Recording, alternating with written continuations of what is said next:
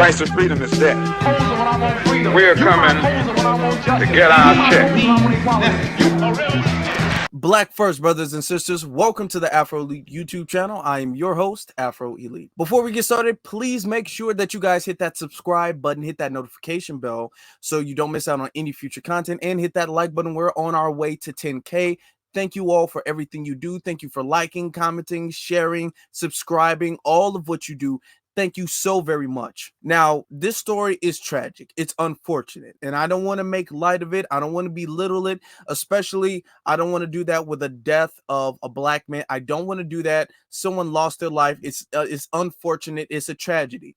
But we're going to use this as a learning lesson because this is something that I've been saying for years now, that we've been saying, especially in the B1 community, we've been saying for years now, you need to recognize that you're black. You have to recognize that. All this prison babble, mumbo jumbo I read in some book that I dusted off in some library in jail, and I understand that I am a citizen of the earth and nobody can tell me what to do. All of that stuff, everything you hear from the Moors, and I'm not gonna say everything, but a lot of what you hear from them, a lot of what you hear from the Fez hat wearing folks, a lot of what you hear from that turns out into this, and people don't want to understand that. People don't want to see that because people think that there's some type of code word to beat anti-black racism. But let's look into this clip. What caused William Hardison to fire thousands of shots after sheriff's deputies showed up to a victim? It's a question many are trying to answer as Garfield and neighboring communities try to deal with the trauma of that long standoff yesterday. KDK lead investigator Andy Sheehan is working to learn more about who Hardison was and why he believed he was above the law. Law enforcement sources tell me that William Hardison had 15 guns in this house and an unlimited supply of ammunition, which he used in the misguided belief that the laws of the United States did not apply to him and this house was rightfully his. This ain't their land. This is my land. This is my land. I'm a Moor. Actually, no, brother, you're black. You're a Negro. We live in the United States of America, and more importantly, in the world. And the world is governed by the system of white supremacy. So it's smartest for you to realize that you're black, okay? So this goes to show he got his paperwork out. He's proven his Moorish citizenship status and all of that. So pay attention to the fact that he feels like he's a Moor, so he feels the rules are different. For all of the people who advised that, look what happened to him. This is William Hardison 4 years ago during a traffic stop by police on the north side. He tells them he is a Moor, a descendant of Morocco. Look at this picture. This picture is a mugshot. That means he went to jail for something. He was arrested for something. Now, they like to say, well, if I show them I'm a Moor, then I have legal rights. I have sovereignty and they cannot arrest me. Okay, they fool themselves into believing that. I'm not trying to be a bully. I'm not trying to belittle what happened to him or make fun of what happened to him, but I am trying to use this as a teaching lesson because he got a mugshot. So that means that his Moorish status did not protect him from being arrested. A country which he says owns the United States, and as such, the laws of this country do not apply to him. I'm a Moor. I got every right to travel from here to Timbuktu. Court records show he has been cited more than 30 times in the past 15 years for not having a license or registration. And here he tells police they have no jurisdiction over him. He considers himself what is known as a sovereign citizen, above the law. I've been warned about this stuff for years. I've been saying, hey, listen to all that prison babble. I read the Black Law Dictionary and black is dead in this one single book. So if we don't identify as black, they're going to have to give us land and leave us alone. For the people who are thinking that there is some type of code word or secret password to get out of white supremacy, this is your example. That is not the truth, okay? This is not GTA where if you press a certain amount of buttons, if you hit X, Y, B, circle, square, and then move the analog up, down, to the left, to the left, to the left, like Beyonce, then all of a sudden you're exempt from American laws. That's not true. I consider them outlaws. That's how I best describe sovereign citizens. They're people who think they're above the law, they don't have to follow the law, and so they behave accordingly. Chatham University professor Christine Sarcheski believes Hardison's Moroccan heritage and sovereign citizen beliefs may have led to yesterday's fatal confrontation with police. She says Moorish sovereign citizens believe everything in the U.S. is rightfully theirs, which sometimes leads to the squatting situations where they think that they own that house. Court records show the house was owned by Hardison and his brother Joseph.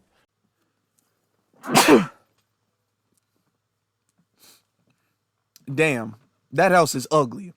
And some people might say, well, the house was just recently shot up, so of course it looked bad. No, the paint is fading. That's not because of bullets. You can look at the roof. That's not because of bullets either. I mean, yeah, you know, the windows is all messed up and all that stuff, but if you look into it, that's not just because of bullets. The house was just tore up.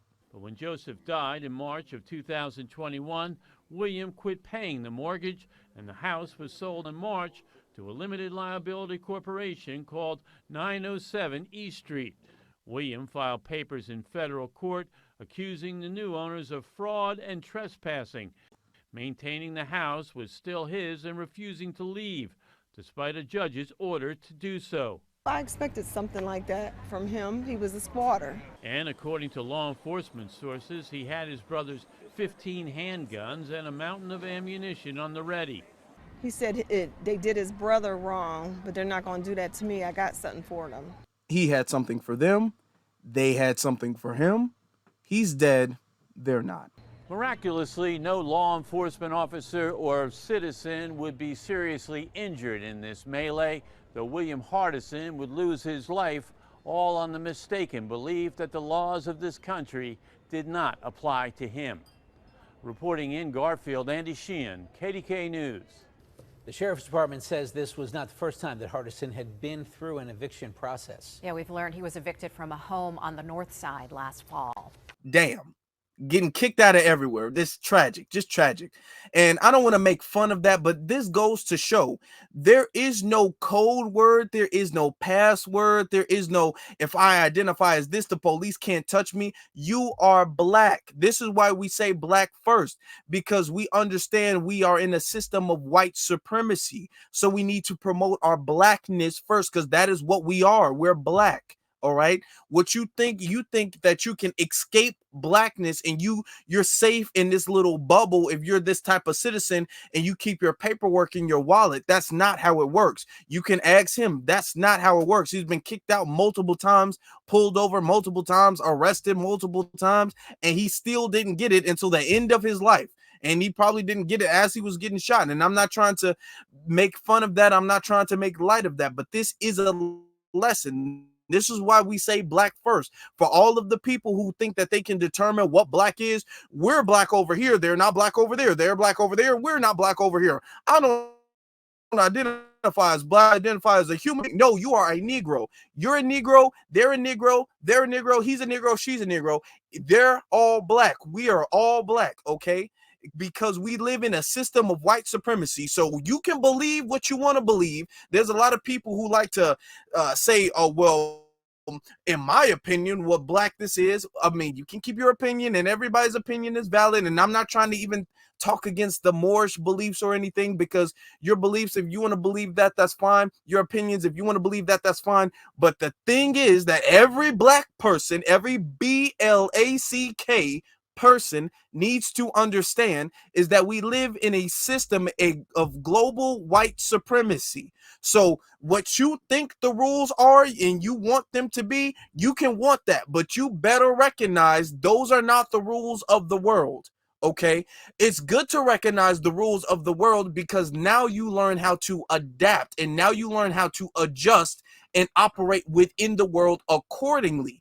You can't do that if you're saying, I'm going to live in my delusion, I'm the boss of myself, nobody's supreme over me, I'm a Moor. You can't be supreme over me. There is no white supremacy. I'm supreme. I'm a Moor. Nobody can tell me what to do.